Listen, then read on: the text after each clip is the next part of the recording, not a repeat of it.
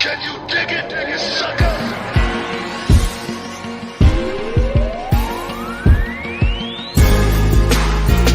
What I wanted to know, because when you were in WWE at that time, 06, 07, you were, this was the top really that you were in the WWE, right? I mean, you were King Booker, you were the world champion. I think that you went in to SummerSlam that year. I think you and Triple H main event at SummerSlam that in 2007. So you were really riding high. What was the decision? Why did you step away to go to TNA at that time? No, I didn't step away to go to TNA. That was the last thing on my mind was going to TNA.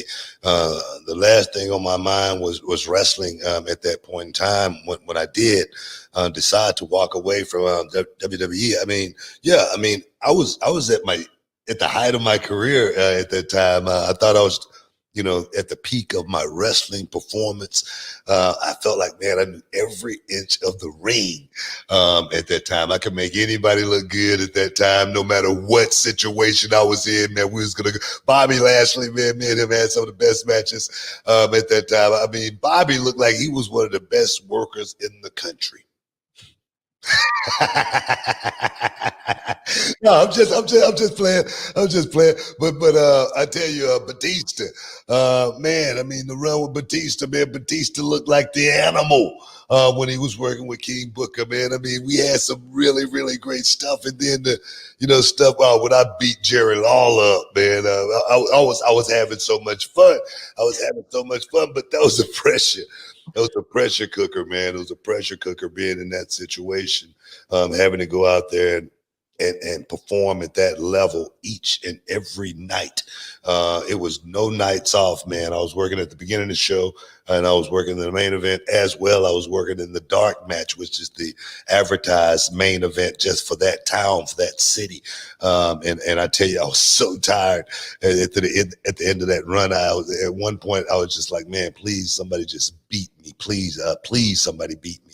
MVP walked by me, and I was asleep on one of the crates one day because I was just so tired. He woke me up and said, "Book, you okay?" I go, "Yeah." He just walked off because he understood the situation that I was in, and it take a certain kind of person to be able to put themselves under that situation. But for me, man, I was going through more than just thinking about making money at that time. I was like I say there again on top of the world, but we had lost Eddie.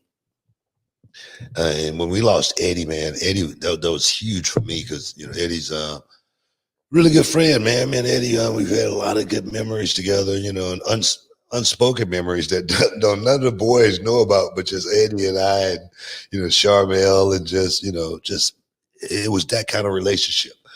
And then the Benoit situation, and I was wow, I was really, that was another guy that him and I had a really close bond, and then that happened, and for me not to know why, it shook me. It really shook me, and then I started thinking about life. I really started thinking about life more than anything. I started thinking about my wife.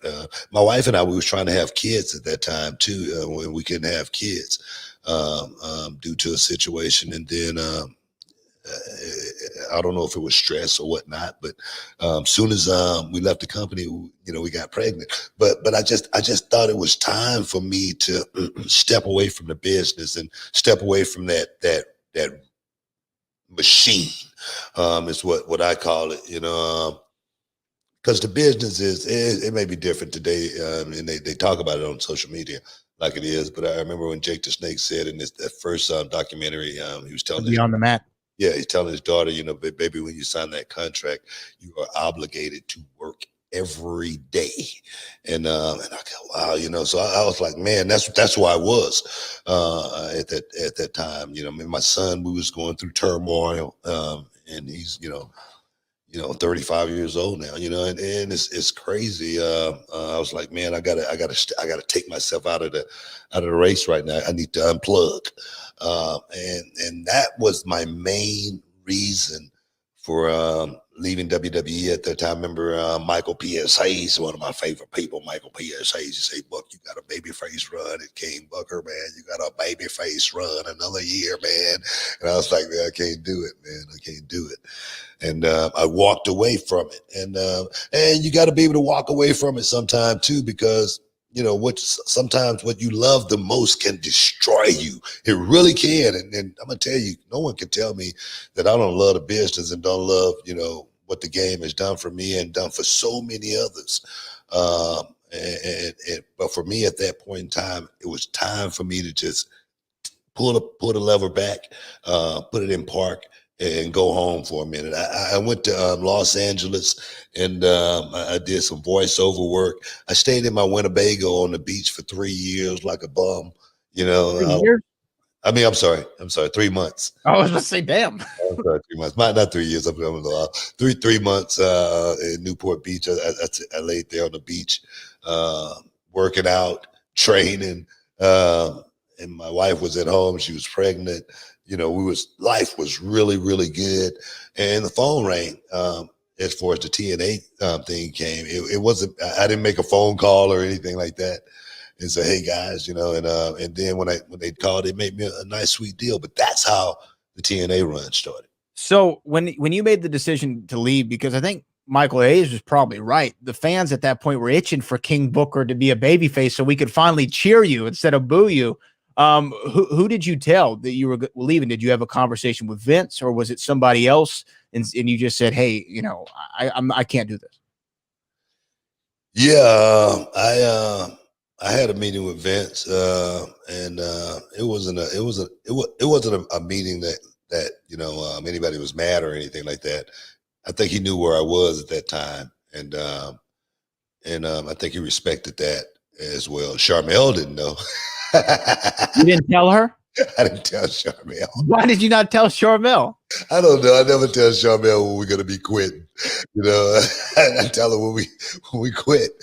You know, baby, we're wrapped up here. What? We're wrapped up. But one thing about it, she's always followed my lead. She's always been right there in my corner, and a lot of decisions that I try to make, I know I'm making the right decisions for us. It's never have been about me ever one time. And she's always, you know, trusted me to make that decision. She said we always land safe every time. Thank God, you know what I mean? But yeah, man, it was a hard decision though. It wasn't easy, you know. It wasn't easy by far because I wasn't hurt, I wasn't injured, I wasn't, you know. That wasn't it.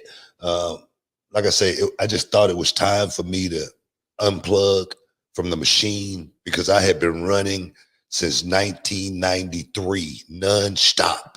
I had never taken a year off.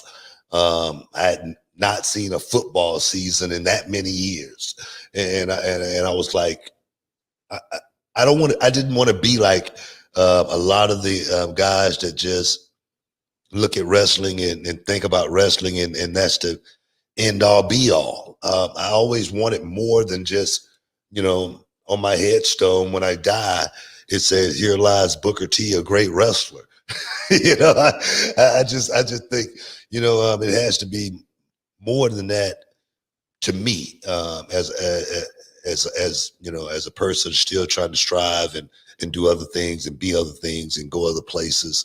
I'm not going to put a limit on, you know, just the career of Booker T, and that was good. And, you know, you know, I mean, it's just so much more, and it has nothing to do with wrestling, you know. Yeah. Yeah, but still, I mean, it's a pretty big, I think, you know, ballsy is the only word I can think of, decision to walk away with you and Charmel both, you know, under contract at that time, you know, during your popularity. But when you look back, would you have changed that, or was that the right decision and you know that was right? Well, I think it was the right decision at that time to walk away. I had a lot of money in the bank at that time too, man. It made it a little bit easier. I'm serious. I had a lot of money in the bank and, you know, properties and stuff. And I tried to make sure that when I did walk away from it, I was going to be okay. And I knew I had my retirement at a certain age, you know, so I've been planning to actually walk away from it. I didn't think there again that I was going to go to TNA or anything like that, but I just knew I don't know if I thought I may have gone back to WWE later. I don't know what I thought, but I just knew at that point in time, if I didn't walk away, I felt like something bad was going to happen inside. I just had a feeling that, if I didn't walk away right then and there,